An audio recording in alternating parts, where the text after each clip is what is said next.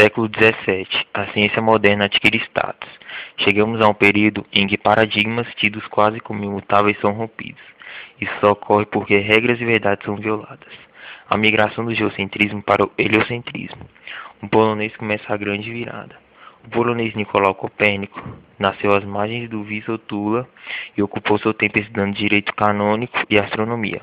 Colombo descobriu novas terras. Lutero fez a reforma. Michelangelo brilhou nas artes. A medicina, como Paracelso e André Vessalio, teve suas bases definidas. E Leonardo da Vinci foi a síntese da genialidade. Em 1505, Nicolau Copérnico assumiu o posto eclesiástico em Frauenburg, prestando também serviços relevantes aos pobres como médico.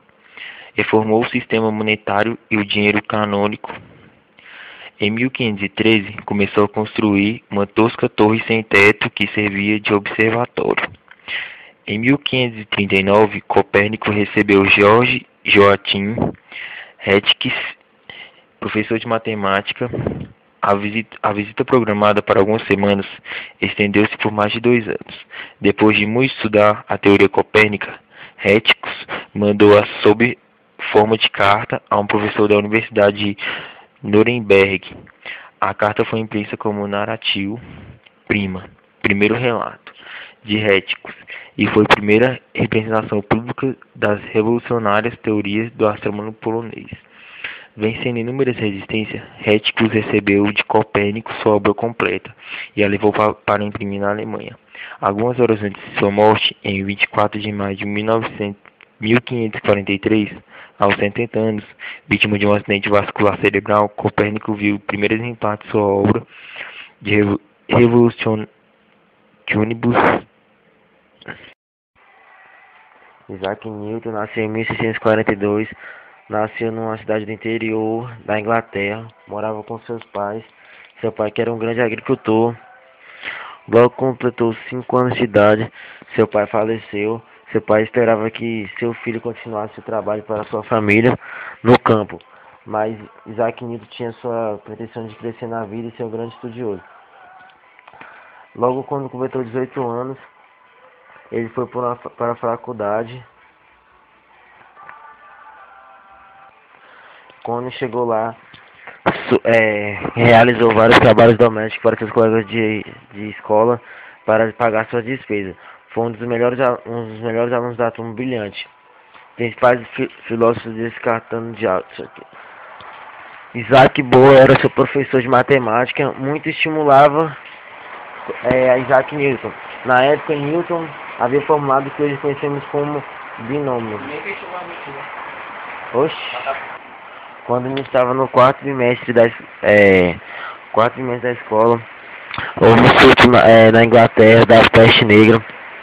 Newton voltou para sua casa, em Hofstorp, que lá 3 descobertas fundamentais e hoje assombram o mundo científico pelo fato de terem sido realizadas por um jovem que estava na sua ideia, sem nenhum contato com a academia. Fez essas descobertas estando em casa, sem equipamentos nenhum. Método da matemática do fluxo, porque trata de quantidade variáveis de fluidos. Cálculo diferencial, a lei de composição da luz, Dico de Newton, base para sistema científico de ótica. Lei de gravitação universal está sempre associado à queda da maçã da árvore, quando ele estava descansando. Depois de ter virado grande cientista físico, em 1704 publicou seu primeiro livro óptico, que informava vários assuntos. Um dos principais biógrafos de Newton declarou que quando o livro foi publicado no último quarto no século XVII, não havia mais que 3 homens vivos capazes de compreendê-lo. O próprio autor reconheceu que era um livro difícil, porém desculpou disso, pois não tinha planejado assim, sem concessão das matematicamente ilustradas. Newton, após ter sido uma das mentes mais brilhantes do mundo, recebeu várias honrarias. Foi nomeado diretor da Casa da Moeda. Em 1727, faleceu com 85 anos. Viu a publicação do seu segunda e terceira edição do Inquisição.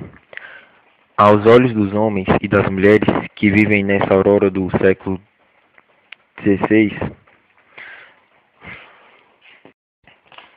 Inquisição.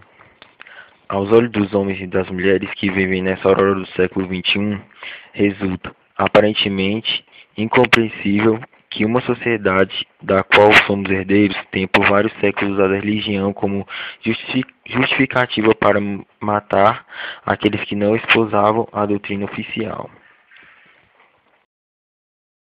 Bruxaria. A Igreja na Idade Média se tornou muito poderosa e importante nos aspectos políticos, econômicos e sociais.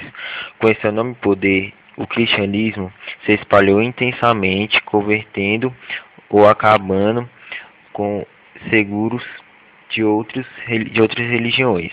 Nessa época, os bruxos e as bruxas eram chamados de adoradores do diabo. Quem não praticava o cristianismo era executado.